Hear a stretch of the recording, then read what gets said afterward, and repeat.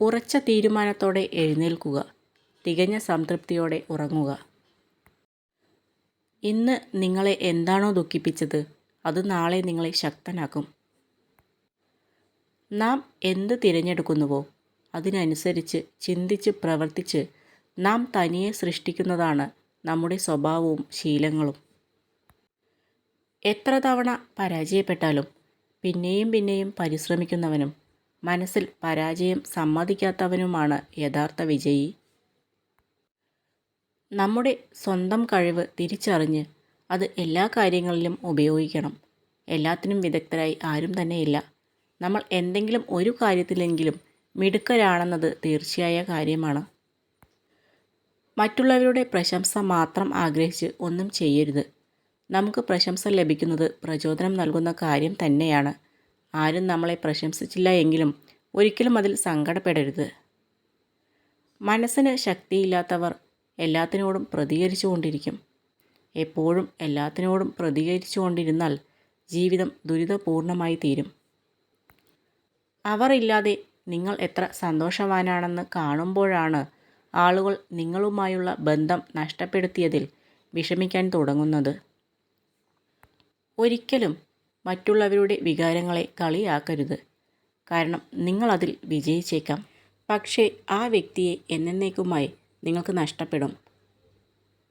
സത്യസന്ധത വളരെ ചിലവേറിയ സമ്മാനമാണ്. വില കുറഞ്ഞ ആളുകളിൽ നിന്ന് അത് പ്രതീക്ഷിക്കരുത്. നമ്മൾ കിട്ടില്ലെന്ന് ഉറപ്പിച്ചതുപോലും നമ്മളെ തേടിയെത്തിയേക്കാം. തളരാതെ പരിശ്രമം തുടരുക. അധ്വാനത്തിൻ്റെ ഫലം ഇന്നല്ലെങ്കിൽ നാളെ നമ്മളെ തേടി വരും. നമ്മുടെ ശരീരത്തിൽ ഉണ്ടാകുന്ന മുറിവുകൾ എത്രയൊക്കെ ആണെങ്കിലും പെട്ടെന്ന് ഉണങ്ങും. പക്ഷേ മനസ്സിൽ ഉണ്ടാകുന്ന മുറിവുകൾ എത്രയൊക്കെ തേച്ചാലും മായ്ച്ചാലും അങ്ങനെ തന്നെ ഉണ്ടാകും. വിട്ടുകളയാൻ തോന്നാത്തതും എന്നാൽ സ്വന്തമാക്കാൻ കഴിയാത്തതുമായ ചില ബന്ധങ്ങളായിരിക്കും നമുക്ക് കൂടുതൽ സന്തോഷവും അതുപോലെ തന്നെ സങ്കടവും നൽകുന്നത്.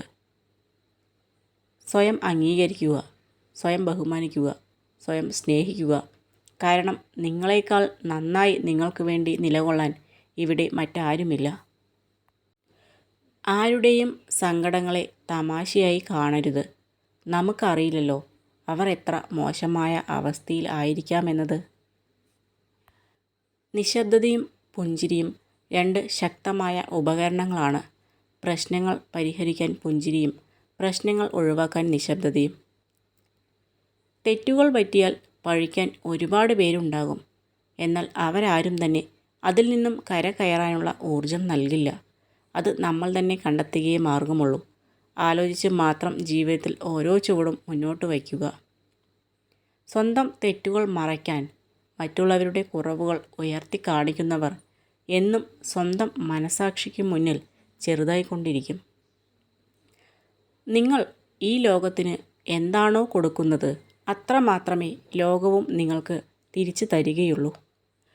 മാറ്റം നല്ലതാണ്. അത് പക്ഷേ നിഴൽ പോലെ കൂടെ നടന്നവരെ കറിവേപ്പില പോലെ വലിച്ചെറിഞ്ഞിട്ടാകരുത്.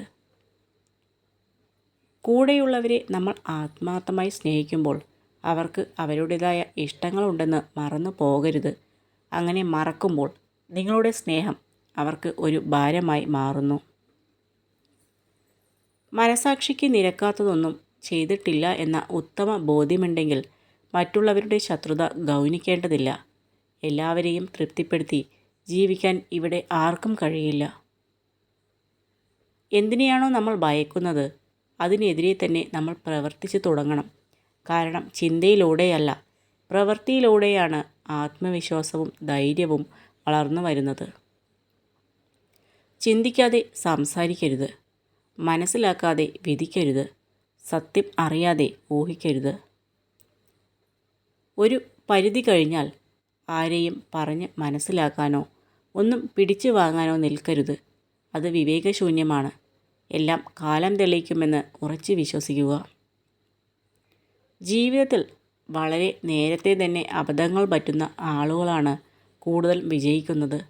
അവർ അനുഭവത്തിലൂടെ കാര്യങ്ങൾ മനസ്സിലാക്കി ശരിയായ ദിശയിൽ സഞ്ചരിക്കുന്നു. ഒരു നല്ല ചിന്തയോടെ മാത്രം ഒരു ദിവസം അവസാനിപ്പിക്കുക. ഇന്നത്തെ ദിവസം മോശമായിരുന്നെങ്കിലും നാളത്തെ ദിവസം നന്നാക്കുവാൻ അത് സഹായിക്കും.